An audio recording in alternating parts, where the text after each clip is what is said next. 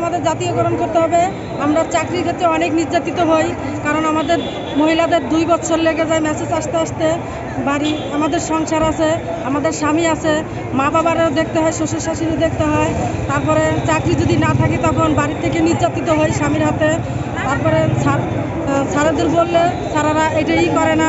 তারপরে আমাদের ছুটির ক্ষেত্রে টাকা নিয়ে নেয়, তারপরে বিভিন্ন টর্চার করে।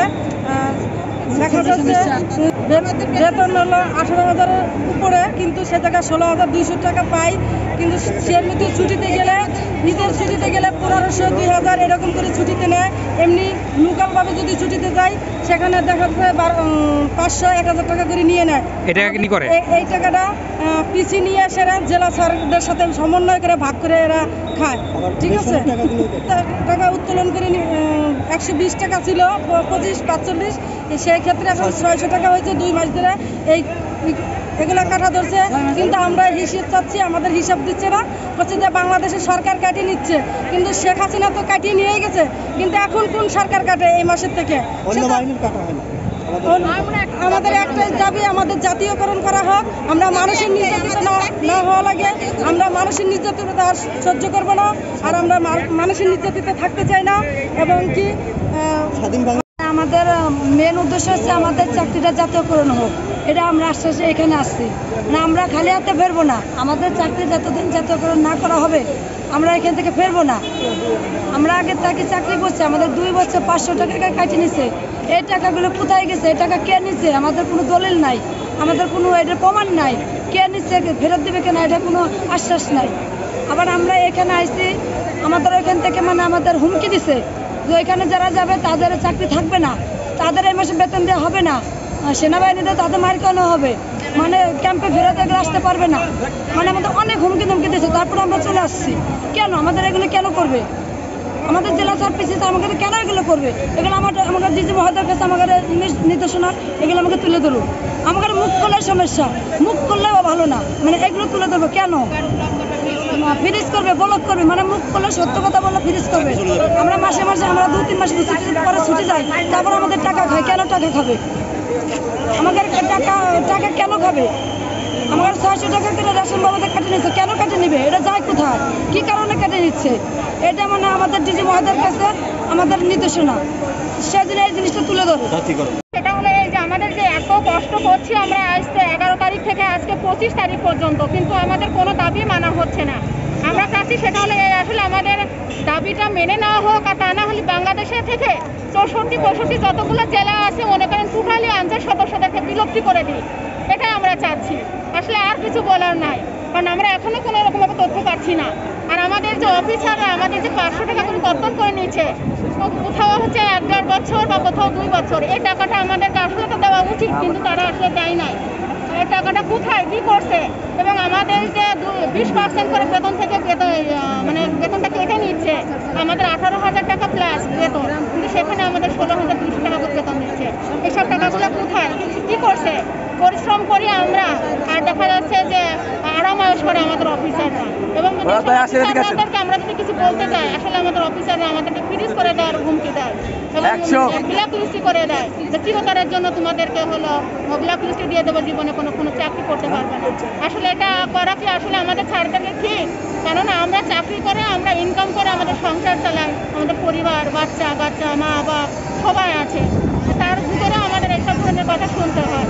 এবং আমরা বিভিন্ন জায়গায় বিভিন্নভাবে দেখা যাচ্ছে যে মেয়েরা বিশেষ করে হয়রানি হয়, আমাদেরকে কোনো কথা শুনতে চায় না, বা কোনো সমস্যার কথা বললে বলতে চায় না, কিছুই বলতে চায় না, তারা আমাদের গুরুত্বই দেয় না।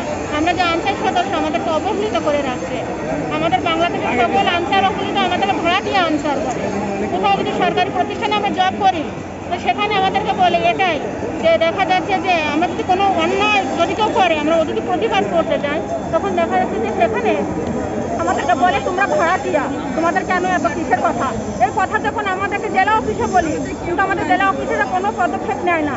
আমরা চাই যে আমাদের উপরে যে অন্যায়গুলো হয়, এই অন্যায়গুলো আমাদের জেলা অফিসাররা দেখুক, দেখে যদি তারা প্রতিবাদ করে, তাহলে আসলে প্রতিষ্ঠানের লোকেরা আমাদের উপরে এতটা জুলুম করতে পারে না। এটাই আর কি। আন্তর্জাতিক 70,000 আমরা সরকারি প্রতিষ্ঠান, বেসরকারি প্রতিষ্ঠান ট্রাফিক পুলিশের সাথে যে কোনো বাহিনীর সাথে আমরা সমন্বয় করে ডিউটি করি, কাঁধে হাত মিলে কাউরে আমরা শত্রু মনে করি না।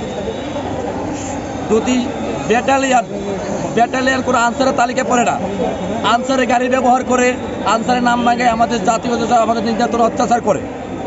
অফিসে গেলে সিসি করতে টাকা লাগে 10,000 টাকা। তারপরে বিশেষ যে কারণটা হলো আমাদের দাবি নিয়ে আসছি, আমরা সারা বাংলাদেশ থেকে 64 জেলা থেকে আমরা আনসার দাবি নিয়ে আসছি। একটা দাবি, আমাদের দাবি মানতে হবে, আমাদের চাকরি জাতীয়করণ করতে হবে, এটা আমাদের দাবি। সর্বশেষ আমরা সকাল 7টা থেকে রাজপথে, সকাল 7টা সাজিদ ভাই এবং নাহিদ ভাই এবং যিনি আছেন আসিফ ভাই উপরে বসে কথা বলছে। আমাদের সারা বাংলাদেশ থেকে 6 জন সমন্বয় করা হয়েছে, 6 জন আনসার সদস্য। তারা এখন ডিসিশন দিচ্ছে আপনারা এই গেটটা ছেড়ে দিবেন। প্রধান উপদেষ্টা ইউনূস স্যারের সাথে যারা মন্ত্রণালয়ে মিটিং করতে যাবে, আমাদের অবশেষে আমাদের এটাই আসছে, আমরা সবাই এক কথায় এক দাবি, আমাদের দাবি জাতীয়করণ করতে হবে আমাদের চাকরি, না হলে আমাদের রাজপথ আমরা ছাড়বো না। এটা আমাদের শেষ কথা এবং সর্বশেষ কথা। আমাদের মেন উদ্দেশ্য হচ্ছে আমাদের চাকরিটা জাতীয়করণ হোক, এটা আমরা আশ্বাসে এখানে আসছি। না, আমরা খালি হাতে ফেরবো না, আমাদের চাকরি যতদিন জাতীয়করণ না করা হবে আমরা এখান থেকে ফেরবো না। আমরা আগের থেকে চাকরি করছি, আমাদের 2 বছর 500 টাকা কাটে নিছে। এই টাকাগুলো কোথায় গেছে, এই টাকা কে নিচ্ছে, আমাদের কোনো দলিল নাই, আমাদের কোনো এটার প্রমাণ নাই। কে নিচ্ছে, ফেরত দেবে কেনা, এটা কোনো আশ্বাস নাই। আবার আমরা এখানে আসছি, আমাদের ওইখান থেকে আমাদের হুমকি দিছে যে ওইখানে যারা যাবে তাদের চাকরি থাকবে না, তাদের এই মাসে বেতন দেওয়া হবে না, সেনাবাহিনীতে তাদের মার কেন হবে, ক্যাম্পে ফেরত এগুলো আসতে পারবে না, আমাদের অনেক হুমকি ধমকি দিয়েছে। তারপরে আমরা চলে আসছি। কেন আমাদের এগুলো কেন করবে? আমাদের জেলা স্যার পিসি স্যার আমাকে কেন এগুলো করবে? এগুলো আমাদের ডিজি মহোদয়ের কাছে আমাদের নির্দেশনা এগুলো আমাকে তুলে ধরুন। আমাদের মুখ করলে সমস্যা, মুখ করলেও ভালো না, এগুলো তুলে ধরবো কেন? ফ্রিজ করবে, ব্লক করবে, মুখ করলে সত্য কথা বললে ফ্রিজ করবে। আমরা মাসে আমরা 2-3 মাস পরে ছুটি যাই, তারপর আমাদের টাকা খায়। কেন টাকা খাবে? আমাদের টাকা কেন খাবে? আমার 600 টাকা করে রেশন বাবদে কেটে নিচ্ছে, কেন কেটে নিবে? এটা যায় কোথায়, কি কারণে কেটে নিচ্ছে? এটা আমাদের ডিজি মহোদয়ের কাছে আমাদের নির্দেশনা, সেদিন এই জিনিসটা তুলে ধরো। চাকরিটা জাতীয়করণই হোক। আমাদের চাকরি যতদিন জাতীয়করণ না হবে ততদিন আমরা রাজপথের থেকে ফিরবো না। আমাদের হুমকি দিচ্ছে আসার সময় যে তোমরা আর তোমাদের আর ডিউটি করতে হবে না, তোমাদের চাকরি তোমরা বেতন পাবে না। এই মাসে যারা আন্দোলনে যাবে তাদের স্মার্ট কার্ড ব্লক করে দিব, তারা SMS পাবে না এবং বেতন পাবে না, এই মাসে বেতন পাবে না, এইটা বলছে। কিন্তু আমরা বেতন না পেলাম, কিন্তু আমরা যে কয়দিন ডিউটি করছি সেই কয়দিনই বেতন দিলে হবে। কিন্তু আমাদের চাকরি জাতীয়করণ যদি না হয়